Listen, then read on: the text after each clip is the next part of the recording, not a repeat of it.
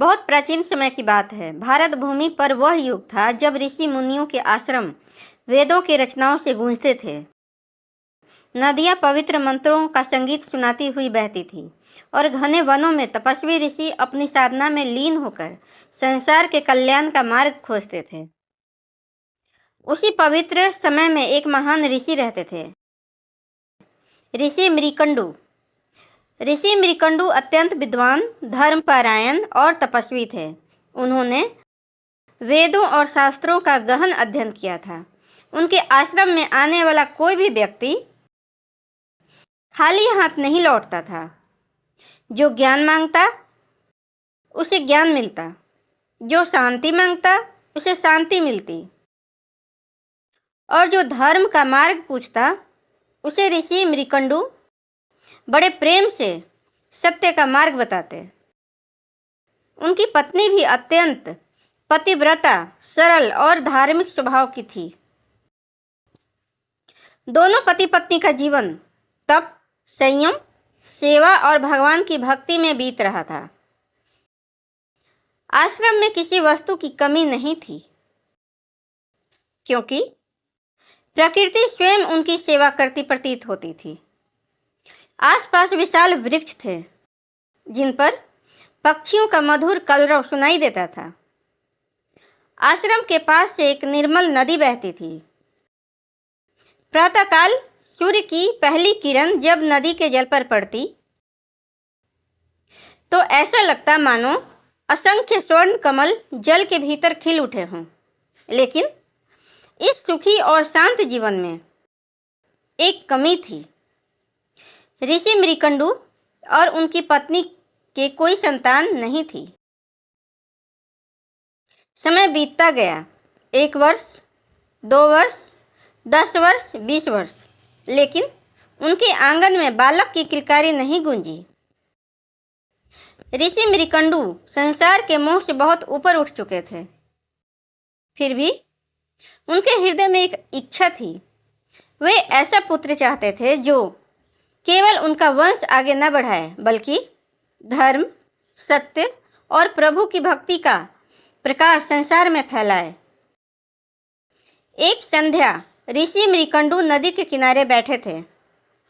सूर्य अस्त हो रहा था। आकाश लाल और सुनहरे रंग से भर गया था। नदी का जल धीरे धीरे बह रहा था। दूर आश्रम की ओर लौटते पक्षियों की आवाजें सुनाई दे रही थी। ऋषि की पत्नी उनके पास आई और कुछ देर मौन खड़ी रही। ऋषि ने उनकी ओर देखा। देवी, तुम आज बहुत चिंतित दिखाई दे रही हो। पत्नी ने धीरे से कहा, स्वामी, मैं आपसे एक बात कहना चाहती हूँ। कहो। हमारा जीवन भगवान की कृपा से सुखी है। आपने मुझे कभी किसी वस्तु की कमी नहीं होने दी। लेकिन वह आगे बोलते बोलते रुक गई। ऋषि मृकंडु समझ गए। उन्होंने शांत स्वर में कहा, तुम पुत्र की इच्छा की बात कर रही हो। पत्नी की आंखों में आंसू आ गए।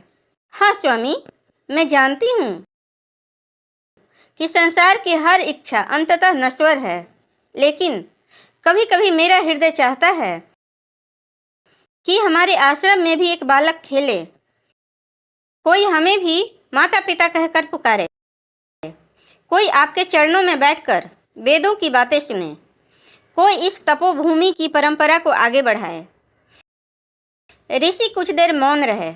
फिर उन्होंने नदी की ओर देखते हुए कहा, देवी, तुम्हारी इच्छा मेरी भी इच्छा है, लेकिन हम अपनी इच्छा के लिए संसार के सामने हाथ नहीं फैलाएंगे।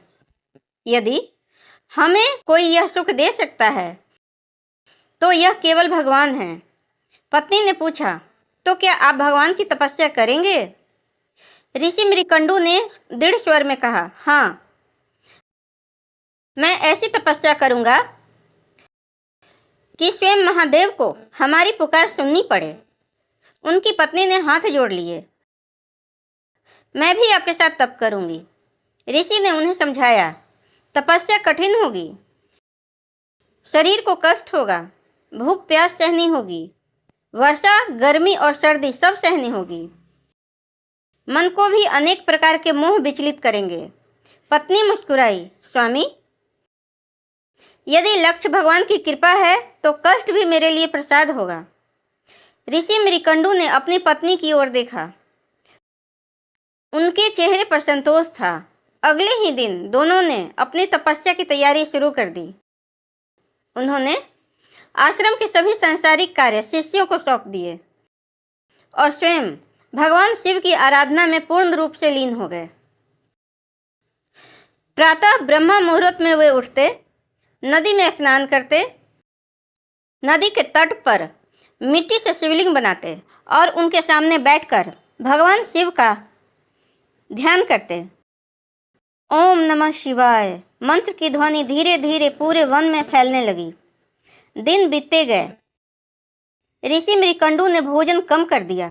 फिर धीरे धीरे उन्होंने केवल फलाहार करना शुरू कर दिया।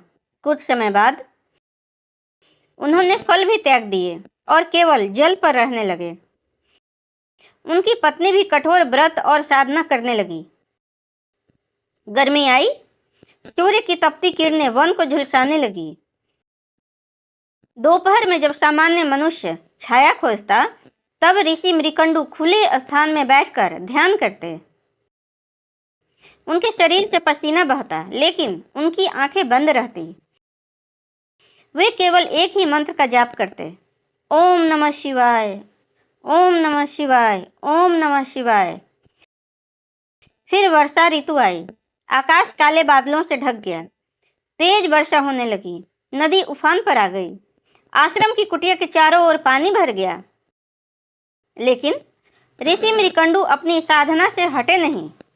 बिजली चमकती, बादल गरजते, तेज हवाएं चलती, फिर भी उनकी जपमाला चलती रहती। उनकी पत्नी भी पास बैठकर शिव का ध्यान करती। समय बीतता गया। वर्षा समाप्त हुई। शरद ऋतु आई, फिर हेमंत और शीत ऋतु।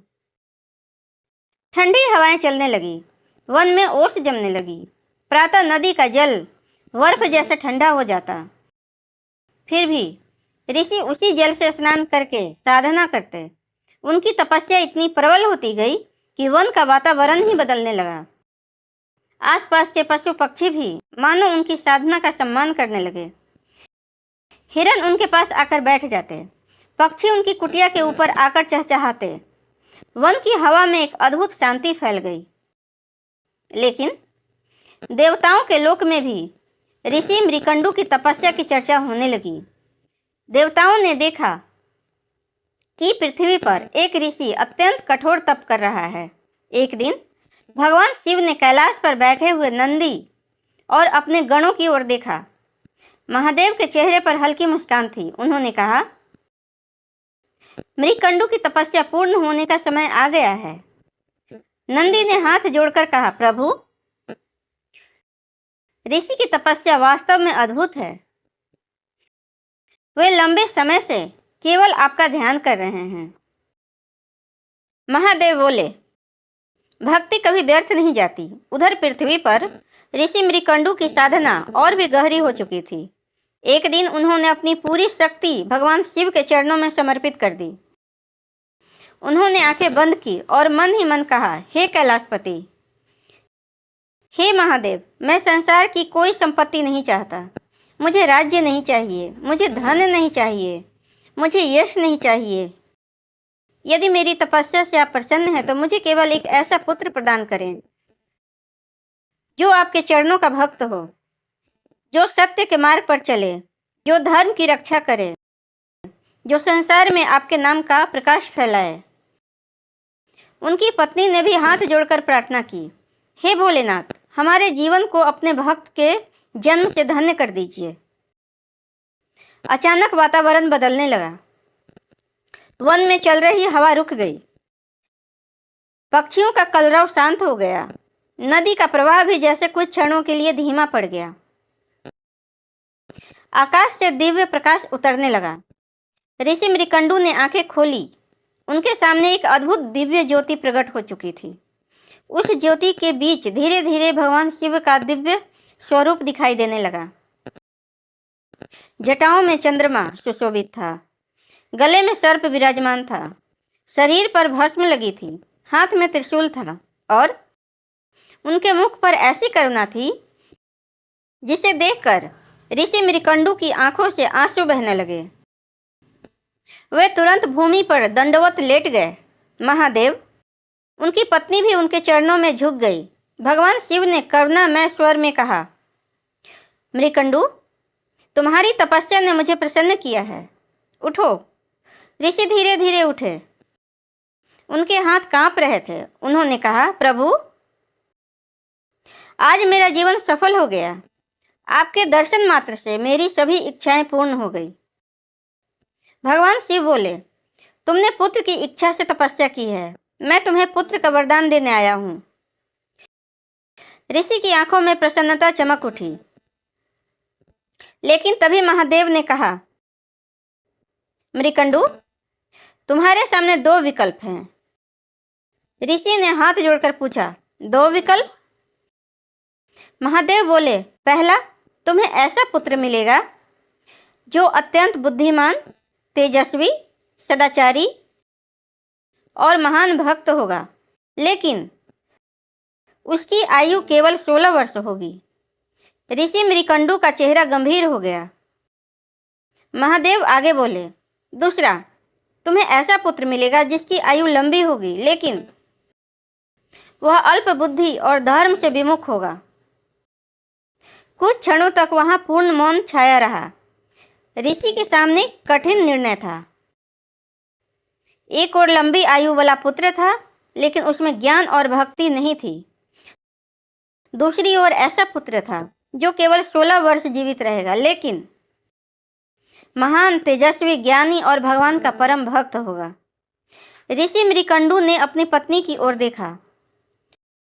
उनकी पत्नी की आंखों में आंसू थे। उन्होंने धीमे स्वर में कहा, स्वामी, ऐसा पुत्र जो भगवान का भक्त हो, वही हमारे लिए श्रेष्ठ है। ऋषि ने महादेव की ओर देखा, प्रभु, मुझे वही पुत्र चाहिए जिसकी बुद्धि निर्मल हो, जिसका हृदय धर्म से भरा हो और जो आपका भक्त बने, चाहे उसकी आयु कितनी छोटी क्यों ना हो। भगवान शिव ने कहा, तथास्तु।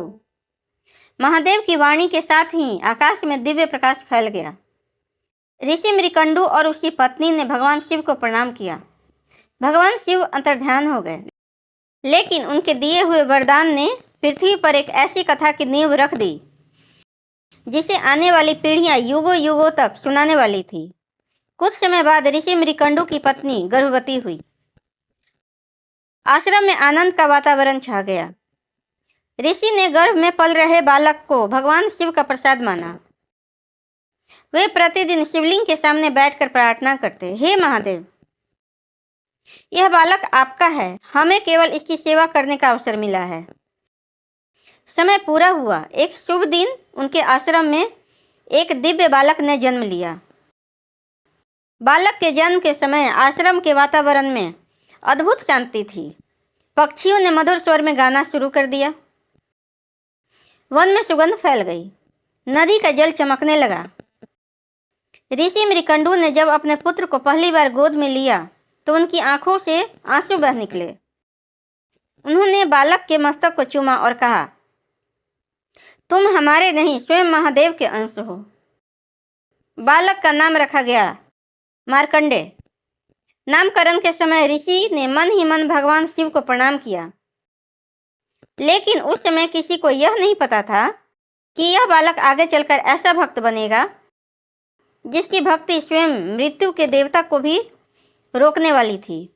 मार्कंडेय जैसे जैसे बड़ा होने लगा, उसके भीतर असाधारण गुण दिखाई देने लगे।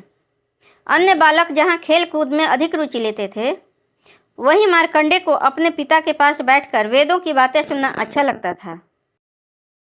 वह सुबह जल्दी उठता, नदी में स्नान करता, अपने पिता के साथ शिवलिंग पर जल चढ़ाता, फिर हाथ जोड़कर कहता, ओम नमः शिवाय। उसकी आवाज में इतनी श्रद्धा होती कि ऋषि मृकंडू उसे देखते ही भावुक हो जाते। एक दिन मार्कंडेय ने अपने पिता से पूछा, पिताजी, भगवान शिव को सबसे प्रिय क्या है? ऋषि ने कहा, भक्ति। और भक्ति क्या होती है? ऋषि मुस्कुराए।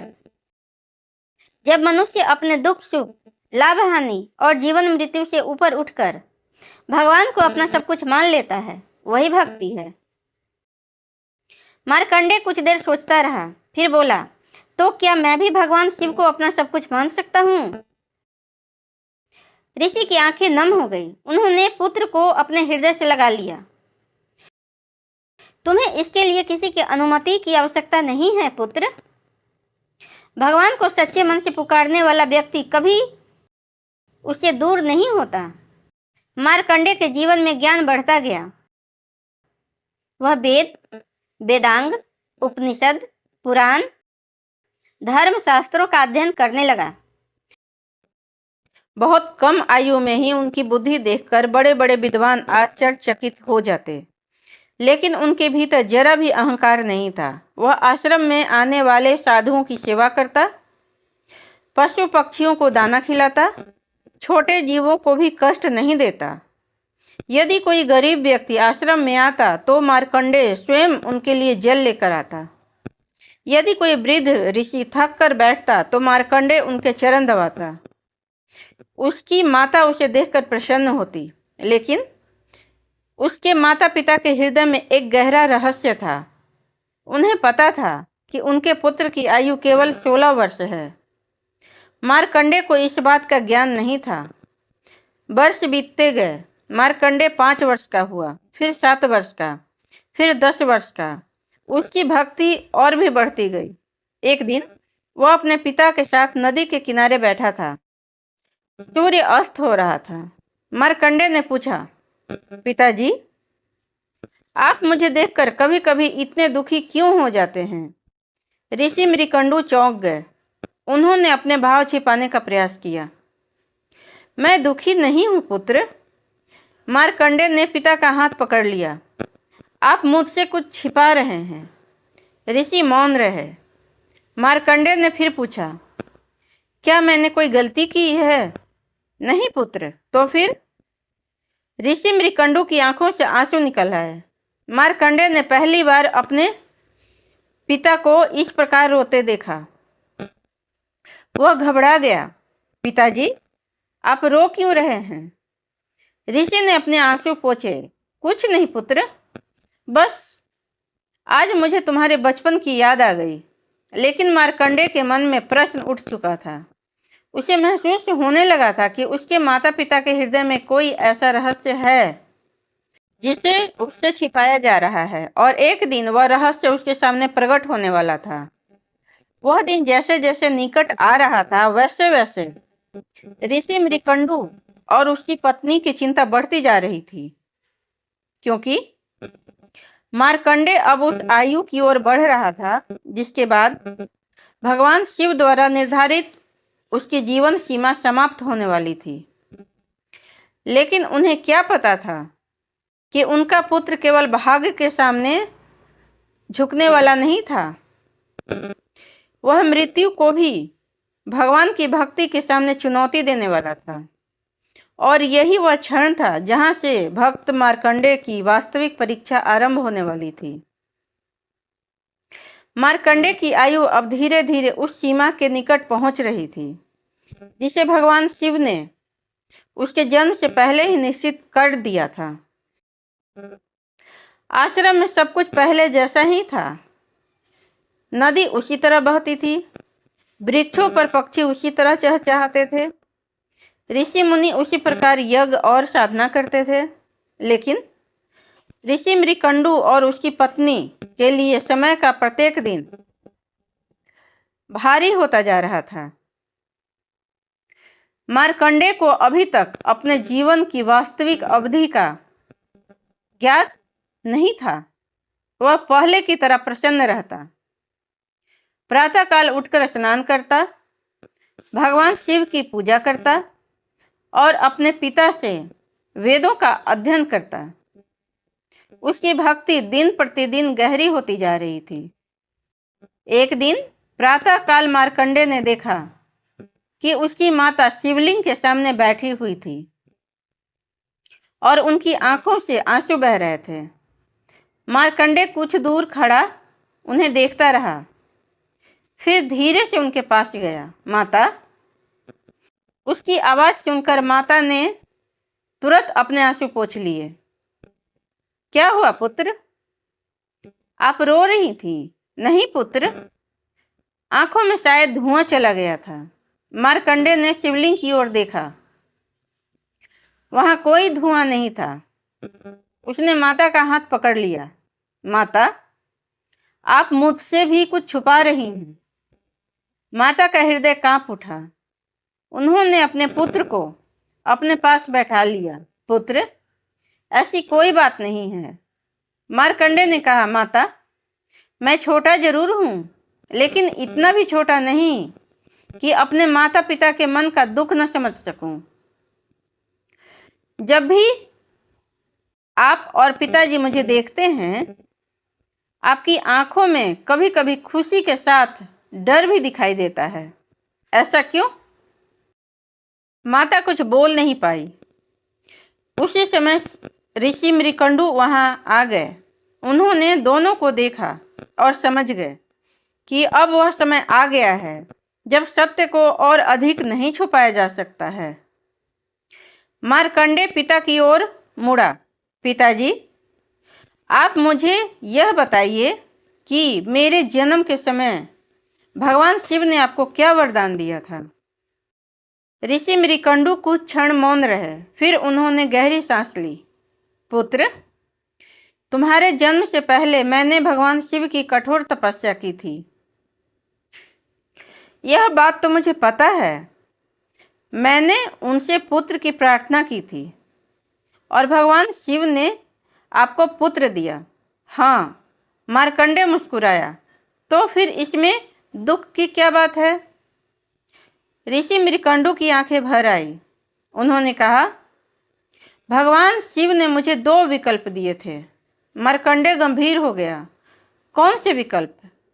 एक ऐसा पुत्र जिसकी आयु लंबी हो, लेकिन वह ज्ञान और धर्म से दूर हो, और दूसरा ऐसा पुत्र जो अत्यंत तेजस्वी, धर्मात्मा और भगवान का भक्त हो, लेकिन जिसकी आयु केवल 16 वर्ष हो। मार्कंडे ध्यान से सुनता रहा। ऋषि ने कांपते स्वर में कहा, मैंने दूसरे पुत्र को चुना। कुछ क्षण तक मार्कंडे बिल्कुल शांत रहा। फिर उसने कहा, तो मेरी आयु केवल 16 वर्ष है? ऋषि ने आंखें झुका ली।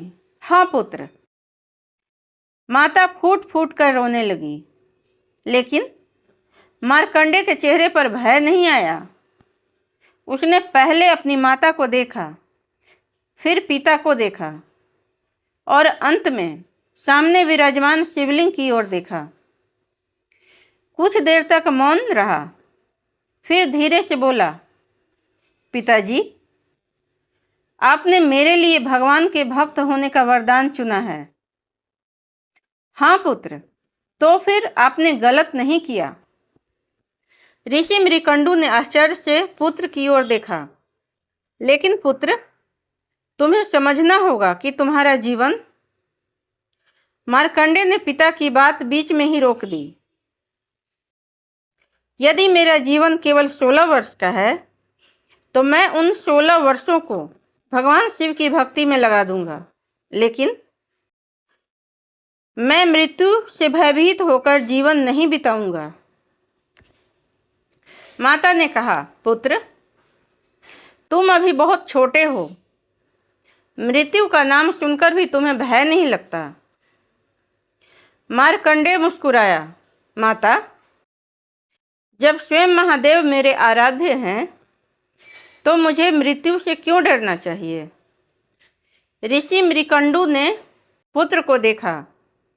उन्हें पहली बार लगा कि जिस बालक को उन्होंने भगवान से मांगा था, उसमें साधारण मनुष्य से कहीं अधिक आध्यात्मिक शक्ति है। मार्कंडे ने शिवलिंग के सामने जाकर हाथ जोड़ दिए। हे महादेव, यदि मेरी आयु निश्चित है, तो भी मैं आपको नहीं छोड़ूंगा। मेरा शरीर रहे या ना रहे, मेरी भक्ति आपके चरणों से कभी अलग ना हो। उस दिन से मार्कंडे की साधना पहले से भी अधिक गहरी हो गई। उसने निश्चय किया कि वह अपने जीवन का प्रत्येक क्षण शिव की आराधना में लगाएगा।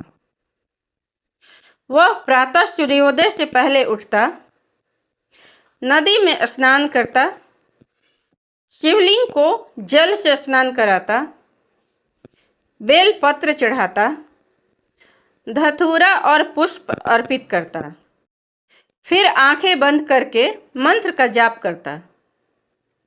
ओम नमः शिवाय। उसकी आवाज़ धीरे धीरे पूरे वन में फैलती। कभी वह घंटों ध्यान करता, कभी भगवान शिव के स्वरूप का चिंतन करता, कभी शिव की महिमा का गान करता। उसका मन संसार की किसी वस्तु में नहीं लगता था। उसे न धन चाहिए था, न यश, न राजसुख। उसके लिए भगवान शिव ही सब कुछ थे। समय बीतता गया। मार्कंडे की आयु 15 वर्ष के निकट पहुंच गई। अब उनके माता पिता का चिंता चरम पर था। एक दिन ऋषि मृकंडू ने अपनी पत्नी से कहा, देवी, वह दिन निकट आ गया है। पत्नी ने कांपते हुए पूछा, क्या हमारे महादेव हमारे पुत्र को हमसे छीन लेंगे? ऋषि ने गहरी सांस ली। मैं नहीं जानता, लेकिन मुझे अपने पुत्र की भक्ति पर विश्वास है। क्या भक्ति मृत्यु को रोक सकती है? ऋषि ने कहा, सच्ची भक्ति के सामने स्वयं भगवान भी अपने भक्त की पुकार सुनते हैं। उधर मार्कंडे को जैसे किसी अदृश्य शक्ति का आभास हो रहा था कि उसके जीवन की परीक्षा निकट है। एक दिन उसने अपने पिता से कहा, पिताजी, मैं अब नदी के किनारे एक विशेष साधना करना चाहता हूँ। ऋषि ने पूछा, किस प्रकार की साधना? मैं लगातार भगवान शिव का ध्यान करूँगा। जब तक मेरे प्राण हैं, मैं शिव नाम का जाप करता रहूँगा। ऋषि ने पुत्र को आशीर्वाद दिया। जाओ पुत्र, भगवान शिव तुम्हारी रक्षा करें। मार्कंडे नदी के किनारे गया। उसने स्वच्छ मिट्टी से एक सुंदर शिवलिंग बनाया।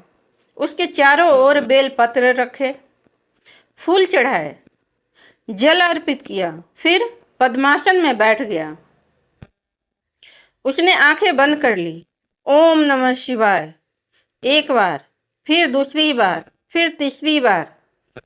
धीरे धीरे उसका मन मंत्र में पूरी तरह डूब गया। उसे संसार की कोई आवाज सुनाई नहीं दे रही थी, न हवा, न पक्षियों का स्वर, न नदी का प्रवाह।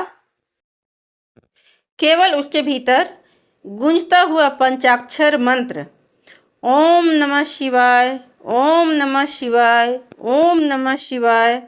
लेकिन दूसरी ओर देवताओं के लोक में भी एक हलचल शुरू हो चुकी थी। यमलोक में धर्मराज यम अपने सिंहासन पर विराजमान थे। उनके सामने चित्रगुप्त अपने लेखों के साथ उपस्थित थे। चित्रगुप्त ने एक दिव्य लेख खोलकर कहा, धर्मराज, पृथ्वी पर ऋषि मृकंडू के पुत्र मार्कंडे की आयु पूर्ण होने वाली है। यमराज कुछ क्षण मौन रहे। मार्कंडे, जी महाराज, वही बालक जो भगवान शिव का महान भक्त है। जी, यमराज ने गंभीर होकर कहा, उसकी आयु जितनी निर्धारित है उतनी ही है। समय आने पर मुझे अपना कर्तव्य निभाना होगा। चित्रगुप्त ने कहा, लेकिन महाराज, वह निरंतर शिव की आराधना कर रहा है। यमराज बोले, भक्ति महान है, लेकिन सृष्टि का नियम भी महान है। प्रत्येक जीव का जन्म और मृत्यु समय के विधान से बंधे हैं। फिर भी उनके मन में एक विचार आया, देखना होगा कि जब समय आएगा तब यह बालक क्या करता है। पृथ्वी पर समय तेजी से बीत रहा था। मार्कंडे की 16वीं वर्षगांठ का समय निकट था। उस दिन आश्रम में कोई उत्सव नहीं था। ऋषि मृकंडू और उनकी पत्नी जानते थे कि जिस दिन दूसरे परिवारों में उत्सव होता है वही दिन उनके लिए सबसे बड़ा भय लेकर आने वाला है। मार्कंडेय ने उस दिन भी सामान्य रूप से स्नान किया। उसने अपने माता पिता को प्रणाम किया। पिताजी, मुझे आशीर्वाद दीजिए। ऋषि ने उनके सिर पर हाथ रखा। उनके होंठ कांप रहे थे। दीर्घायु भव, यह कहते कहते ऋषि की आवाज रुक गई। मार्कंडेय ने पिता की ओर देखा, फिर मुस्कुराया। पिताजी, आज आपने जो आशीर्वाद दिया है वह अवश्य सत्य होगा। ऋषि की आंखों से आंसू निकल आए। मार्कंडेय ने उन्हें प्रणाम किया और नदी की ओर चला गया। उस दिन आकाश असामान्य रूप से शांत था। सूर्य ऊपर चमक रहा था। नदी का जल स्वच्छ था। मार्कंडेय ने शिवलिंग के सामने आसन लगाया। उसने दोनों हाथ जोड़कर कहा, हे महादेव, आज मेरे जीवन की अंतिम घड़ी भी क्यों न आ जाए, मैं आपके चरणों को नहीं छोड़ूंगा। उसने आंखें बंद कर ली। ओम नमः शिवाय। समय बीतने लगा। दोपहर हुई। फिर सूर्य पश्चिम की ओर झुकने लगा। मार्कंडेय की साधना चलती रही। तभी अचानक वातावरण में परिवर्तन होने लगा। आकाश में काले बादल छाने लगे। हवा तेज हो गई। वन के पशु बेचैन होकर इधर उधर भागने लगे। नदी की लहरें अचानक उग्र होने लगी। मार्कंडेय ने आंखें नहीं खोली। वह पहले से भी अधिक दृढ़ होकर शिवलिंग से लिपट गया। उसके होठों पर एक ही मंत्र था, ओम नमः शिवाय। तभी आकाश में एक भयानक गर्जना हुई। एक विशाल दिव्य पुरुष अपने वाहन भैंसे पर सवार होकर वहां प्रकट हुआ। उसके हाथ में पास था। वह थे धर्मराज यम। यमराज ने मार्कंडेय को देखा। बालक शिवलिंग से लिपटा हुआ था। यमराज ने गंभीर स्वर में कहा, मार्कंडेय। मार्कंडेय ने आंखें खोली। उसने सामने यमराज को देखा, लेकिन उसके चेहरे पर भय नहीं था। यमराज बोले, तुम्हारी आयु पूर्ण हो चुकी है। मार्कंडेय ने शिवलिंग को और भी कसकर पकड़ लिया। मैं महादेव की शरण में हूँ। यमराज ने कहा, तुम्हारी भक्ति में मुझे कोई संदेह नहीं है बालक, लेकिन मैं अपने कर्तव्य से पीछे नहीं हट सकता। मार्कंडेय ने आंखें बंद कर ली। हे महादेव, अब मैं आपको अपना जीवन समर्पित करता हूँ। यमराज ने अपना पास उठाया। आकाश में बिजली चमकी। हवा और तेज हो गई।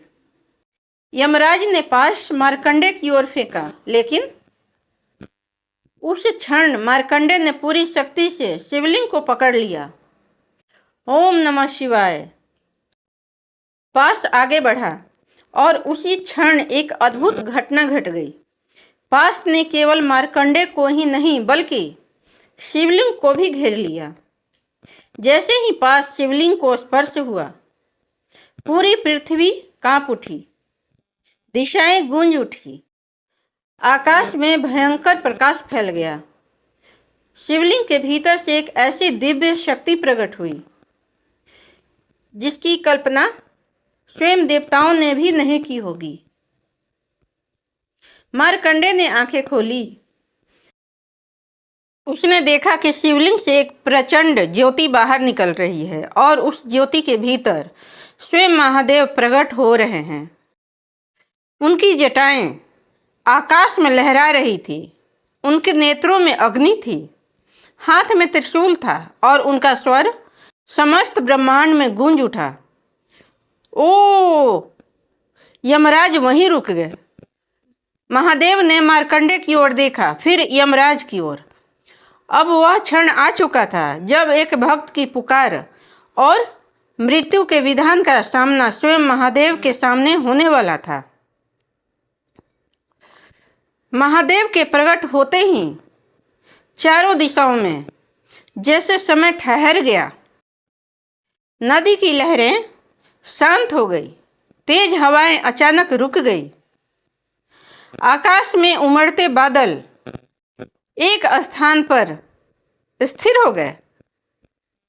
वन के पशु पक्षी भय और आश्चर्य से उस दिव्य दृश्य को देखने लगे। जिस स्थान पर कुछ क्षण पहले मृत्यु का भय मंडरा रहा था, उसी स्थान पर अब स्वयं मृत्यु के भी स्वामी अपने भक्त की रक्षा के लिए खड़े थे। भगवान शिव का स्वर गूंजा, यम। धर्मराज यम ने हाथ जोड़ लिए। प्रणाम महादेव। महादेव के नेत्रों में अभी भी प्रचंड तेज था। तुमने मेरे भक्त पर अपना पाश क्यों डाला? यमराज ने विनम्रता से उत्तर दिया, प्रभु, मैं केवल अपने कर्तव्य का पालन कर रहा था। इस बालक की निर्धारित आयु पूर्ण हो चुकी थी। सृष्टि के नियम के अनुसार मुझे इसके प्राण लेने थे। महादेव ने मार्कंडे की ओर देखा। बालक अभी भी शिवलिंग से लिपटा हुआ था।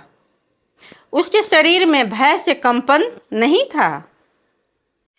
उसकी आंखों में केवल अपने आराध्य के प्रति विश्वास था। महादेव ने कहा, यम, क्या तुमने यह नहीं देखा कि मेरा भक्त किसकी शरण में आया है? यमराज मौन रहे। महादेव बोले, जिसने अपने जीवन की अंतिम सांस तक मेरा नाम नहीं छोड़ा, जो मृत्यु के सामने भी मेरे चरणों से अलग नहीं हुआ, उस भक्त की रक्षा करना मेरा धर्म है। यमराज ने सिर झुका दिया। प्रभु, मैं आपके भक्त का अपमान नहीं करना चाहता था। मेरा उद्देश्य केवल सृष्टि के नियम का पालन करना था। महादेव ने कहा, मैं जानता हूँ धर्मराज, तुम अपने कर्तव्य से विमुख नहीं हुए, लेकिन आज तुम्हें यह समझना होगा कि मेरी शरण में आया हुआ यह बालक साधारण जीव नहीं है। महादेव ने मार्कंडे को अपने पास बुलाया। पुत्र, उठो।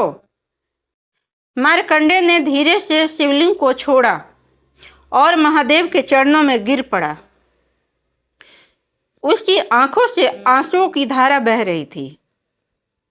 प्रभु, महादेव ने उसके सिर पर हाथ रखा। मार्कंडे, तुम्हारी भक्ति ने मुझे प्रसन्न किया है। मार्कंडे ने हाथ जोड़कर कहा, प्रभु, मुझे कुछ नहीं चाहिए, मुझे केवल आपकी भक्ति चाहिए। यदि मेरा जीवन आपके चरणों में बीते तो वही मेरे लिए सबसे बड़ा वरदान है। महादेव मुस्कुराए। तुम्हारी भक्ति ने तुम्हें मृत्यु के भय से भी मुक्त कर दिया है। फिर महादेव ने यमराज की ओर देखा। धर्मराज, आज से मार्कंडे मृत्यु के सामान्य नियम से मुक्त रहेगा। यमराज ने हाथ जोड़कर कहा, जैसी आपकी आज्ञा प्रभु। महादेव बोले, यह बालक दीर्घायु होगा।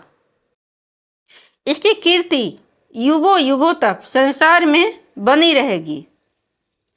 यह ज्ञान, भक्ति और धर्म का प्रकाश फैलाएगा।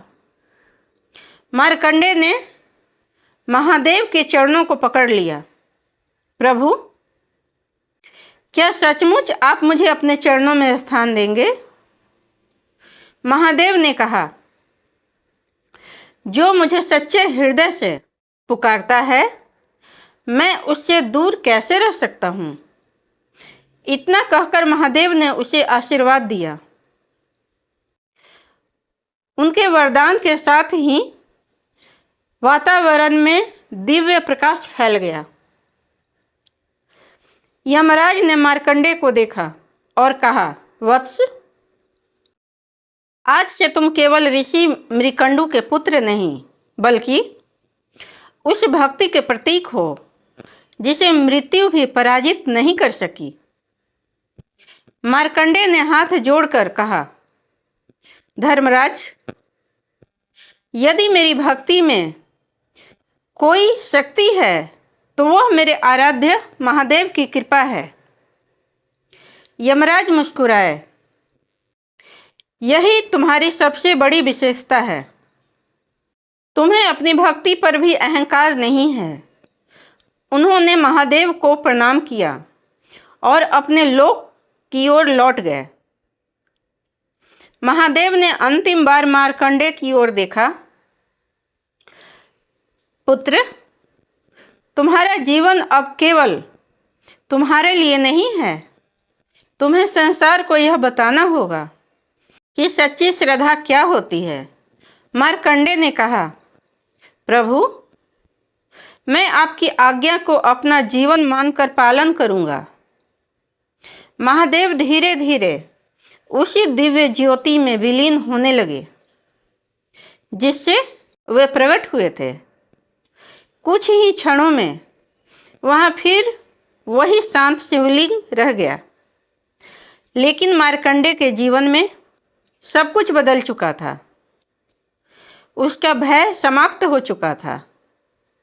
उसकी आयु अब भगवान शिव के आशीर्वाद से दीर्घ हो चुकी थी और उसके हृदय में भगवान के प्रति प्रेम पहले से भी अधिक बढ़ गया था। वह नदी के किनारे बैठा रहा। सूर्य अस्त हो चुका था। आकाश में असंख्य तारे चमकने लगे थे। मार्कंडेय ने शिवलिंग के सामने दीपक जलाया। उसने दोनों हाथ जोड़कर कहा, हे महादेव, आपने मुझे मृत्यु से नहीं, मृत्यु के भय से मुक्त किया है। मैं आपका ऋणी हूँ। अब मेरा जीवन आपके कार्य के लिए होगा। उसी समय आश्रम में बैठे ऋषि मृकंडु और उनकी पत्नी बेचैन थे। उन्हें पता था कि आज उनके पुत्र की 16 वर्ष की आयु पूर्ण होने वाली थी। माता बार बार नदी की दिशा की ओर देख रही थी। स्वामी, बहुत समय हो गया, मार्कंडेय अभी तक वापस नहीं आया। ऋषि मृकंडु ने कहा, देवी, धैर्य रखो, हमारा पुत्र महादेव की शरण में है। माता ने कहा, लेकिन मेरा हृदय बहुत घबरा रहा है। ऋषि ने उन्हें सांत्वना देने की कोशिश की। यदि महादेव ने उसे जन्म दिया है तो वही उनकी रक्षा करेंगे। तभी आश्रम के बाहर किसी के कदमों की आवाज आई। माता दौड़कर बाहर आई। सामने मार्कंडेय खड़ा था। माता कुछ क्षण उसे देखती रह गई। पुत्र, वह दौड़कर उसके पास गई और उसे अपने सीने से लगा लिया। तुम ठीक हो? मार्कंडेय मुस्कुराया। माता, मैं बिल्कुल ठीक हूँ। ऋषि मृकंडु भी बाहर आए। उन्होंने पुत्र को देखा। उनकी आंखें भर आई। उन्होंने कुछ पूछने की कोशिश की, लेकिन शब्द नहीं निकल पाए। मार्कंडेय उनके चरणों में झुक गया। ऋषि ने उसे उठाकर गले लगा लिया। पुत्र, मार्कंडेय ने कहा, पिताजी, आज महादेव ने आपकी तपस्या को पूर्ण कर दिया। ऋषि समझ गए कि कुछ अद्भुत घट चुका है। उन्होंने पूछा, क्या हुआ? मार्कंडेय ने नदी के किनारे हुई पूरी घटना सुनाई। यमराज का आगमन, उनका पास, शिवलिंग से महादेव का प्रकट होना और फिर महादेव का वरदान। माता और पिता दोनों की आंखों से आंसू बहने लगे। माता ने कहा, महादेव ने हमारे पुत्र को बचा लिया। ऋषि मृकंडु ने हाथ जोड़कर आकाश की ओर देखा। हे भोलेनाथ, मैं आपका ऋण कभी नहीं चुका सकता। उस रात आश्रम में कोई सो नहीं पाया, लेकिन इस बार चिंता के कारण नहीं, आनंद के कारण। ऋषि मृकंडू ने अग्नि प्रज्वलित की और भगवान शिव का स्मरण करते हुए कहा, आज से हमारा पुत्र संसार में भगवान शिव की भक्ति का संदेश देगा। मार्कंडेय ने कहा, पिताजी, मैं पहले स्वयं भक्ति को समझना चाहता हूँ। मैं जानना चाहता हूँ कि मनुष्य किस प्रकार शिव को प्राप्त कर सकता है। ऋषि ने कहा, पुत्र, भगवान को पाने का मार्ग केवल पूजा तक सीमित नहीं है। सत्य बोलना, करुणा रखना, किसी जीव को अनावश्यक कष्ट न देना, अतिथि का सम्मान करना, गुरु की सेवा करना और अपने भीतर अहंकार को समाप्त करना, ये सब भक्ति के ही रूप हैं। मार्कंडेय ने पिता की बात ध्यान से सुनी। उसने प्रणाम किया। मैं आपके बताए गए मार्ग पर चलूँगा। समय बीतता गया। अब मार्कंडेय का जीवन एक नए चरण में प्रवेश कर चुका था। उसने आश्रम में आने वाले ऋषियों से ज्ञान प्राप्त करना शुरू किया। वह दूर दूर तक यात्रा करने लगा, विभिन्न तीर्थों के दर्शन किए, नदियों के तट पर साधना की, वनों में रहने वाले तपस्वियों से धर्म का ज्ञान लिया। जहाँ जाता वहाँ भगवान शिव की महिमा का वर्णन करता। धीरे धीरे उनकी ख्याति फैलने लगी। लोग कहते, वह वही मार्कंडेय है जिसे स्वयं महादेव ने मृत्यु से बचाया था। लेकिन मार्कंडेय हर बार यही कहता, मुझे मृत्यु से भगवान ने बचाया, लेकिन मेरी कोई शक्ति नहीं थी। यदि मैं शिवलिंग से चिपका भी था तो केवल इसलिए क्योंकि मेरे पास उनके अतिरिक्त कोई आश्रय और नहीं था।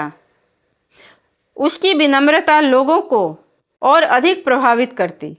एक बार कुछ युवा ऋषि कुमार उसके पास आए। उसमें से एक ने पूछा, महर्षि, हमें बताइए कि मृत्यु के समय मनुष्य को क्या करना चाहिए। मार्कंडेय ने शांत स्वर में कहा, जिस नाम का स्मरण जीवन भर किया है, मृत्यु के समय उसी नाम को याद करना सरल होता है। इसलिए मृत्यु की घड़ी में भगवान को याद करने की तैयारी मृत्यु के समय नहीं, जीवन भर करनी चाहिए। दूसरे ने पूछा, क्या मृत्यु से कोई बच सकता है? मार्कंडेय ने उत्तर दिया, शरीर की मृत्यु से कोई सामान्य जीव नहीं बच सकता, लेकिन जो भगवान की शरण में जाता है वह मृत्यु के भय से मुक्त हो सकता है। मैंने स्वयं इसका अनुभव किया है। एक अन्य ऋषि कुमार ने पूछा, तो क्या भगवान अपने भक्त के लिए प्रकृति के नियम बदल देते हैं? मार्कंडेय ने कहा, भगवान नियमों को नष्ट नहीं करते, वे भक्त को उस सत्य का अनुभव कराते हैं जो नियमों से भी ऊपर है। मेरे लिए सबसे बड़ा चमत्कार यह नहीं था कि मेरी आयु बढ़ गई। सबसे बड़ा चमत्कार यह था कि मृत्यु सामने खड़ी थी और मेरे हृदय में भय नहीं था। यह सुनकर सभी ऋषि कुमार मौन हो गए। मार्कंडेय का ज्ञान अब दूर दूर तक फैलने लगा, लेकिन उसकी कथा अभी समाप्त नहीं हुई थी। भगवान शिव ने उसे दीर्घायु का वरदान तो दे दिया था, परंतु दीर्घ जीवन केवल सुख भोगने के लिए नहीं था। मार्कंडेय के सामने अब अनेक आध्यात्मिक परीक्षाएं आने वाली थी। उसने लंबे समय तक तपस्या की। कई वर्षों तक वह विभिन्न पवित्र स्थानों पर रहा। उसका मन निरंतर भगवान के ध्यान में लगा रहता। एक समय ऐसा आया जब उसने भगवान विष्णु की भी आराधना की। मार्कंडेय समझ चुका था कि परम सत्य एक ही है, जिसे अलग अलग भक्त अलग अलग नाम और रूप से पुकारते हैं। वह शिव की पूजा करता तो विष्णु को प्रणाम करता, विष्णु की पूजा करता तो शिव को प्रणाम करता। उसकी दृष्टि में देवताओं के बीच कोई भेद नहीं था। उसकी यही सम दृष्टि आगे चलकर उसे एक और अद्भुत अनुभव तक ले जाने वाली थी। बहुत लंबे समय तक तपस्या करने के बाद मार्कंडेय की ख्याति देवताओं तक पहुंची। देवताओं ने देखा कि वह अत्यंत स्थिर चित्त हो गया है। इंद्र को भी उसके तप की जानकारी हुई। इंद्र ने सोचा, यदि यह तपस्वी इसी प्रकार तप करता रहा तो इसकी शक्ति बहुत बढ़ जाएगी। इंद्र को भय हुआ कि कहीं इसकी तपस्या से स्वर्गलोक का संतुलन न बदल जाए। उन्होंने उसकी तपस्या भंग करने का प्रयास करने का निश्चय कर लिया। मार्कंडेय एक पवित्र स्थान पर कठोर तपस्या में बैठे थे। आंखें बंद थी, श्वास शांत थी, मन भगवान के ध्यान में स्थिर था। तभी वहां दिव्य सुगंध फैलने लगी। अप्सराएं आई, मधुर संगीत गूंजने लगा, वायु में पुष्पों की वर्षा होने लगी। ऋतु अचानक बदल गई। जहां मार्कंडेय तप कर रहे थे वहां सुंदर वन जैसा वातावरण बना दिया गया। लेकिन मार्कंडेय की आंखें नहीं खुली, उनका मन विचलित नहीं हुआ। उन्होंने केवल भगवान का नाम स्मरण किया। एक अप्सरा ने मधुर स्वर में गीत गाया, दूसरी ने नृत्य किया। वायु में सुगंध और संगीत का ऐसा वातावरण बना दिया कि सामान्य मनुष्य का ध्यान आसानी से भटक जाता। लेकिन मार्कंडेय का ध्यान भीतर स्थिर था।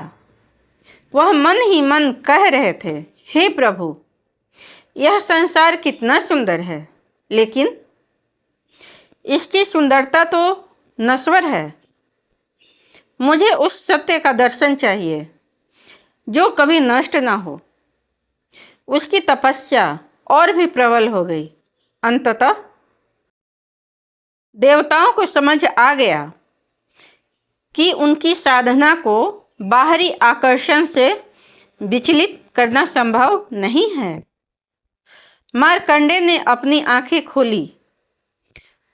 उसने सामने का पूरा दृश्य देखा, लेकिन उसके चेहरे पर ना क्रोध था और ना ही किसी प्रकार का आकर्षण।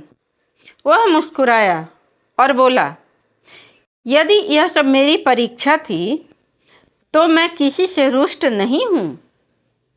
संसार में जो कुछ सुंदर है वह भी उसी परमात्मा की रचना है।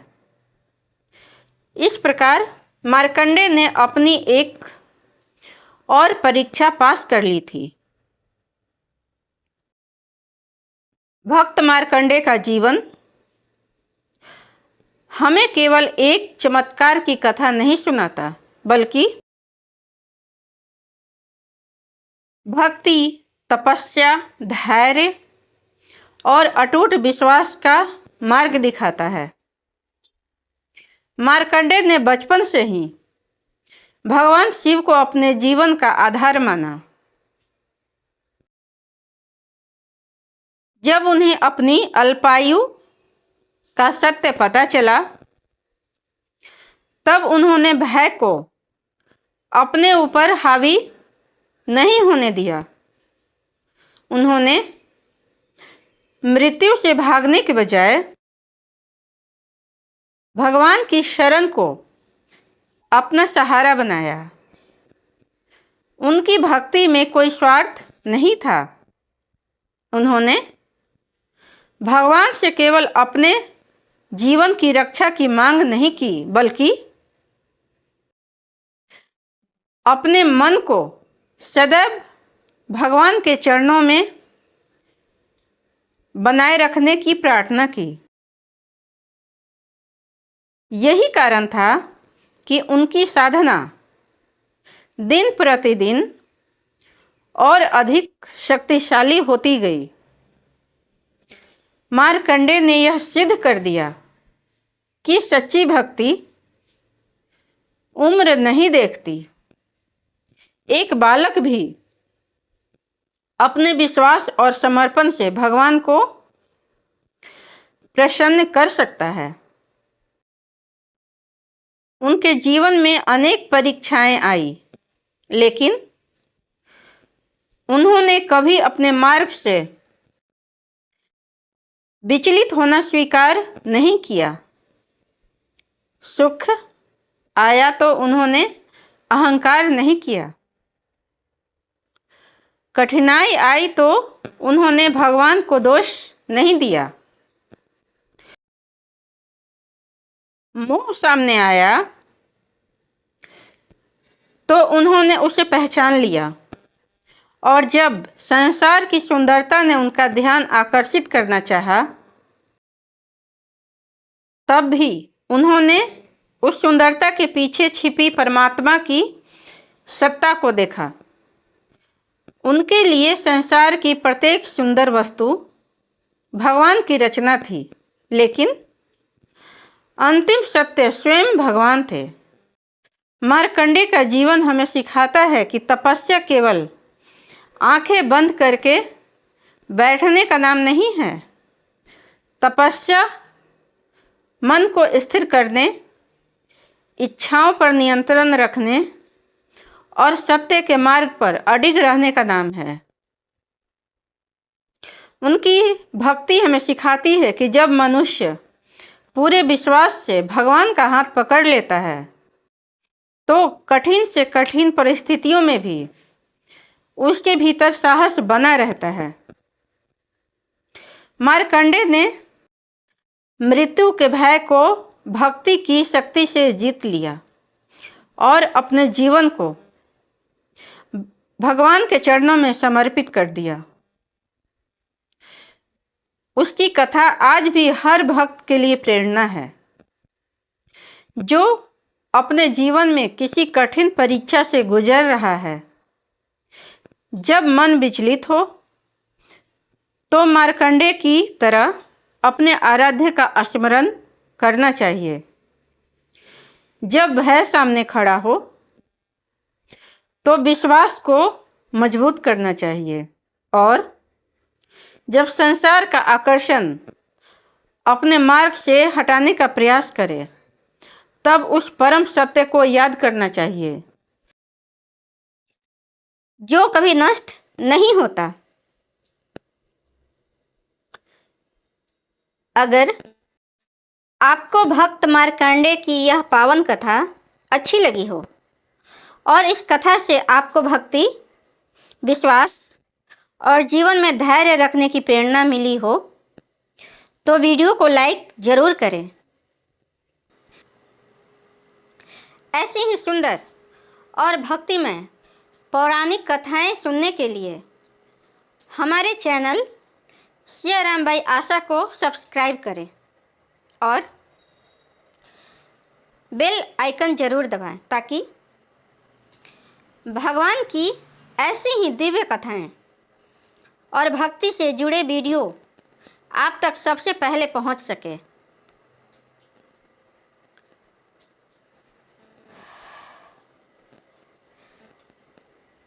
धन्यवाद।